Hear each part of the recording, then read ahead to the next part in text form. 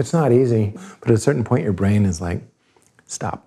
You have to stop. I'm writing a book about my experience in the church, my experience with faith, my experience losing faith, and then my experience, it's too kind of cute to say regaining faith, but I would say regaining a perspective and a vocabulary for the mystery of the universe, which I find very comforting and fulfilling, and not even comforting, that sounds like an opiate of the masses thing.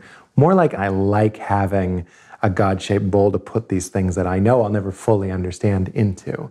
So when I lost my faith, I lost all that language. And then when I found Joseph Campbell and then Rob Bell and then Ram Dass, I regained a very free, not dogmatic at all, I don't have to impose it on other people at all, way to think about really, really big questions about what we're doing here and what the point is and all that stuff. And I've met so many other people that were raised Christian, and you'd be surprised how many of their wives left them and then they lost their faith, like the same story. And I started telling other people on my podcast or whatever, the steps that I took to kind of come back to, I'm not talking about knowing and knowing that you know, like I'm not talking about answers, I'm talking about equanimity and a little bit of peace and letting go of some of that suffering, fear of hell, fear that you're bad, fear that, whatever it might be. So I was like, I'm just gonna put it in a book. And then I wrote it, or I wrote a lot of it, and then I pitched it and somebody was like, they'd like to make it, and I've been working on it for a couple of years now.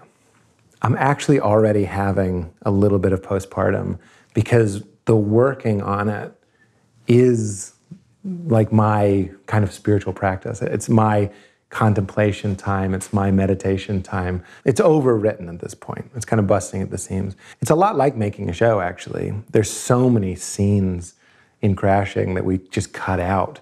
And that's how it feels with the book. I'll work on a page for 3 days, and then I'll go, I don't even agree with myself. And I have to like delete it. What's your name again? My name. Nobody cares. Shut up. I cannot let you stay at my place. I've heard about you. Come on. Really? Just try not to fall down a manhole, you fucking bumpkin.